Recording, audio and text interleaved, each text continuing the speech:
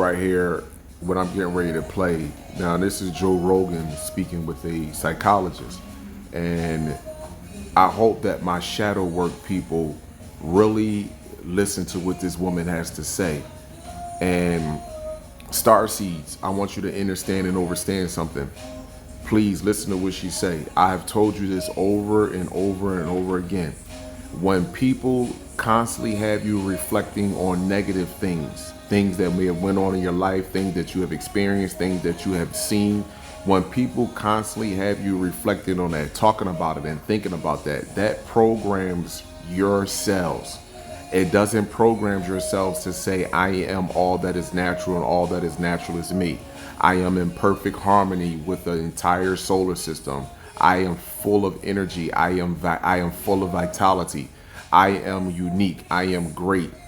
See, when you start to tell yourself that consistently and you really start to think about that consistently, you start to walk in that path instead of someone constantly reminding you about trials and tribulations or through your experiences in life, which do nothing but harm you internally.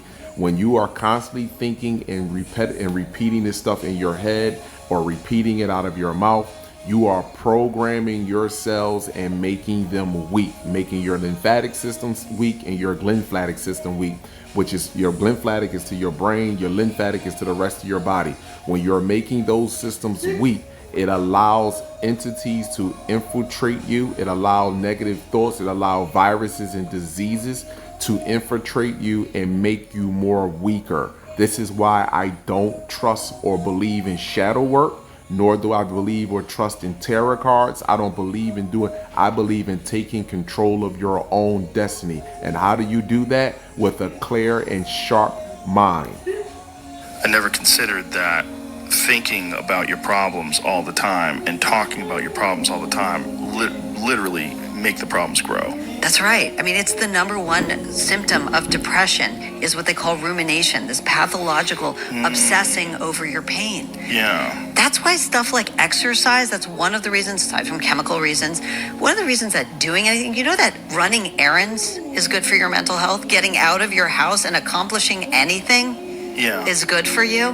But sitting around talking and thinking about your problems, that's a bad habit. And the best cognitive behavioral therapists and others, you know, the dialectical behavioral therapists, the ones who do really well with depression, the first thing they do is try to break that bad pattern. But a lot of therapists just indulge it. What we should be telling kids is that the amazing story of human history is of resilience. It used to be the case that people lost a sibling. That was common. People lost a parent. That still happens, right? These things still happen. And the amazing story of human history doesn't mean it's not painful, but of resilience. They get on. They aren't permanently suffering with mental illness or mental problem. They form families. They are responsible in their jobs. They show up for work. They can be depended on by their friends. That's the story of human survival and resilience. And unfortunately, we're telling kids, no, you've had trauma.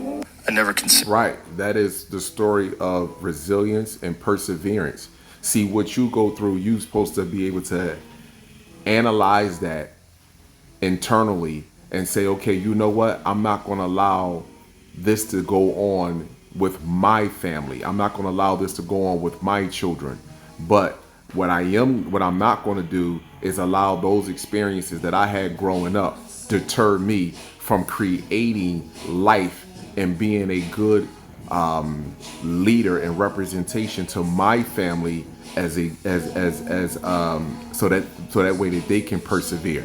See, the good therapists understand that going outside and exercising, running, lifting weights, doing pull-ups, those type of exercise boosts up your immune system, releases oxytocins, dopamine. It releases happy receptors inside of your body so that way that your body can naturally heal.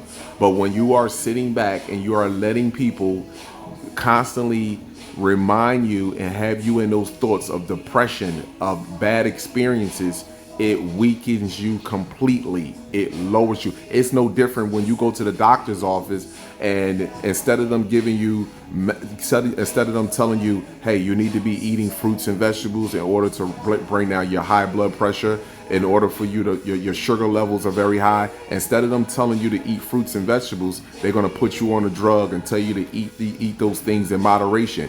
What they're doing, still making you sick, and they're only making you feel good for the moment, and that way that you can come back to them.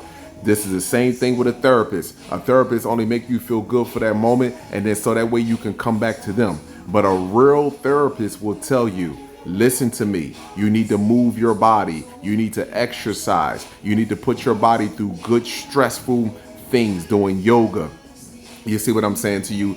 Pull-ups, riding a bike. Those are the type of things you need to put your body to as good stress, whereas though it's going to release happy and beautiful, strong hormones in your body that's going to boost your vitality. But if you listening to these people, these shadow work people, these depressed people, all they want you to do is continue to be in the same boat as them. And if you look at majority of these people that talks about that, they drink alcohol, they smoke Black and Milds, they smoke cigarettes, they drink coffee, they drink soda. They're very unhealthy. So be mindful, Star Seeds, in who you are listening to and who you are taking advice from, because the best person that you can ever take advice from is self. Be sensitive to that inner voice. Abundance and gratitude to you all.